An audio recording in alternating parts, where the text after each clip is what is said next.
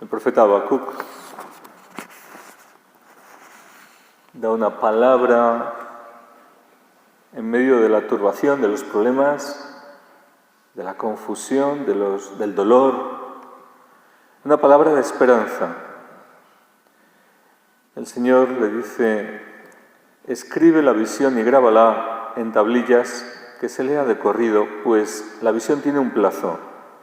Llegará a su término sin defraudar. Es decir, tenemos en la vida dos formas de caminar. La primera es fiándonos de lo que vemos, fiándonos de lo que nos dicen, de lo que experimentamos en cada momento, las noticias que nos llegan, las circunstancias que nos rodean. Es decir, por la vista, por lo que nos entra, por los sentidos, ¿verdad? Las informaciones que nos perturban, que nos asustan, problemas, dificultades, tragedias. Y todo eso es real, no hay que negarlo, está ahí. Pero la otra forma de caminar es por la fe. Hay unas promesas de Dios. Dios dice que hay una visión. Escribe, le da al profeta una visión. Y la visión se refiere a un tiempo futuro. Es decir, lo que Dios va a hacer. Dios tiene planes. La historia continúa, pero no continúa sin fin, continúa hacia los propósitos de Dios. Dios quiere conducir a toda la humanidad para restaurarla, para salvarla. Y tiene planes perfectos, planes de amor para nuestras vidas. Quiere que los conozcamos, pero sobre todo quiere también que caminemos no por la visión, por la vista de los sentidos naturales, sino por la visión espiritual.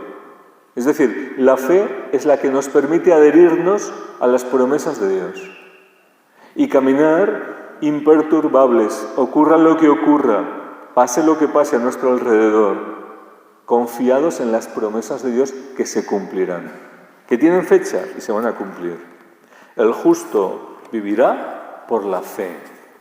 Y esta es la forma que el Señor tiene para llevarnos a la vida sobrenatural, a la vida nueva, la vida en el Espíritu. La otra es la que ya conocemos, que es vivir en la carne.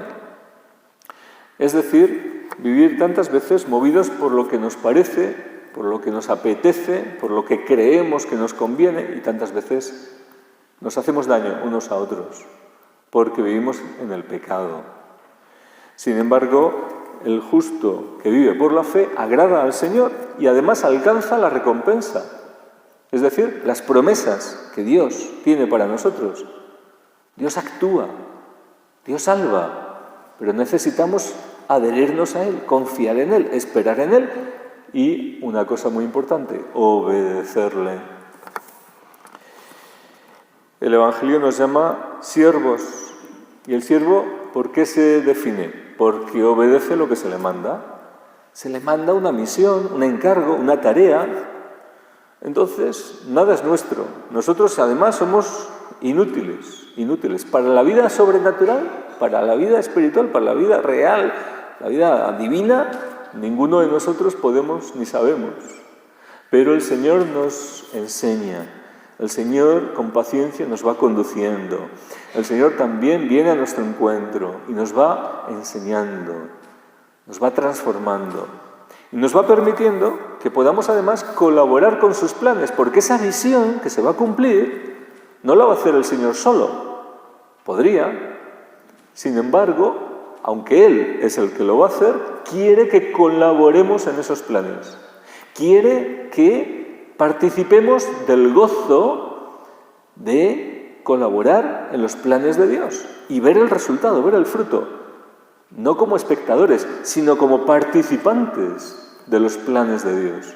¿Por qué? Porque el Señor cuenta con nosotros y esos planes son para nosotros también. ¿Qué va a hacer el Señor? Pues bien, sabemos que sus planes son de vida, de salvación.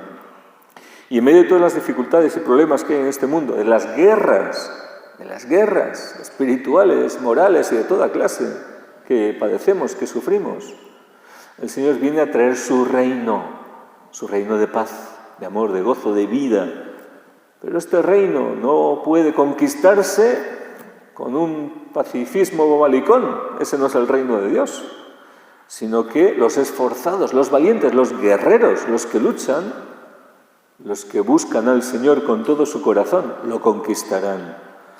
Luego tenemos que cambiar nuestra perspectiva, no caminar como camina el mundo, en su ceguera, en su torpeza, guiados por lo que ven, por lo que les cuentan, por las noticias, sino, sobre todo, tenemos que buscar conocer al Señor, conocer sus planes y vivir en el Espíritu, ya en su reino, que esa vida se desarrolle, crezca en nosotros y podamos participar de sus victorias y de las promesas que se van a cumplir, de ese cumplimiento.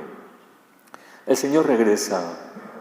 El Señor regresa para cumplir la mayor promesa que Él hizo, que Él reinará, que su reino se establecerá, que todo el mal va a pasar. Pero mientras estamos en guerra, en lucha, son tantas las batallas.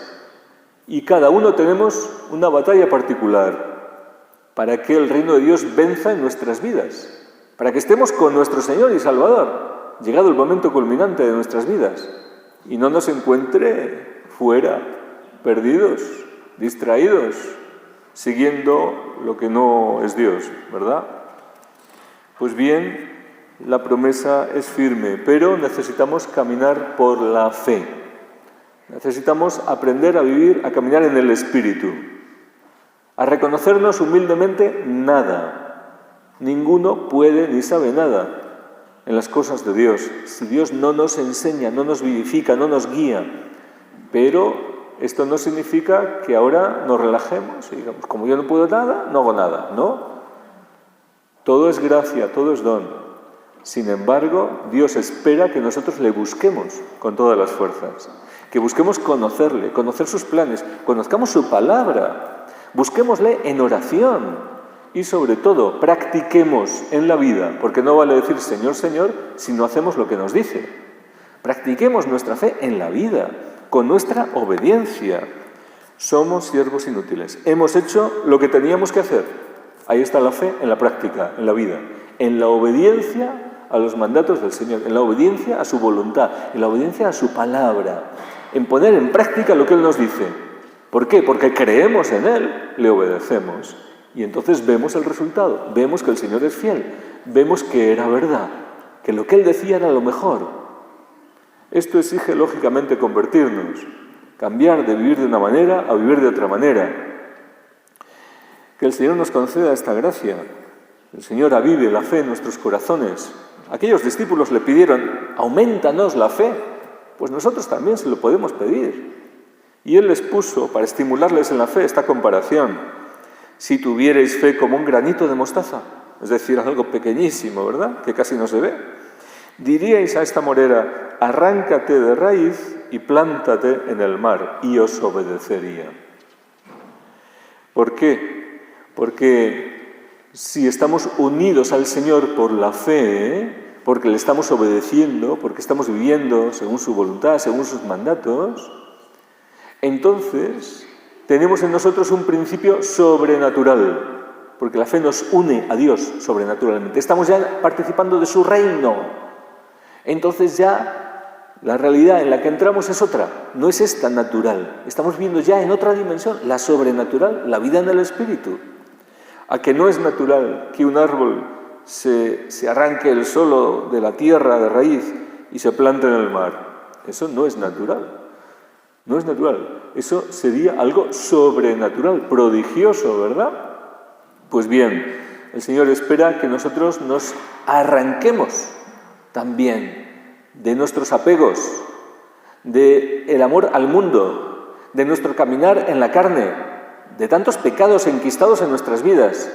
Y por la fe, digamos, arráncate y ve a otro lugar. Sal de aquí y plántate en la palabra de Dios, plántate en las aguas vivas, para caminar sobre las aguas en el Espíritu, para caminar con una vida nueva. El Señor nos quiere dar esa vida, que comprendamos, que entendamos, que vivamos, que disfrutemos esa nueva dimensión. Esto es caminar por la fe. Esto es decirle a nuestra alma, alma mía, Elévate, sal de donde estás enclaustrada, sal de donde estás apegada, sal de tu limitación y mira al Señor, alaba a tu Dios, da gloria a tu Dios. Sal de esa tristeza, de esa depresión en la que te has hundido y contempla a tu Dios que está vivo, que es tu Salvador, que está aquí.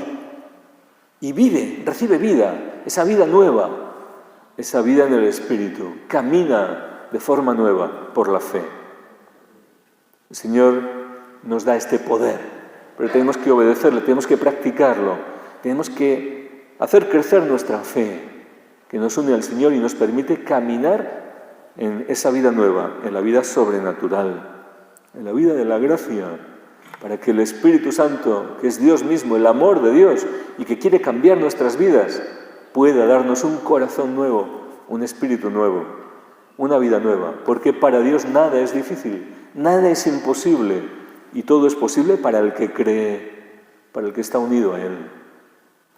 Así sea.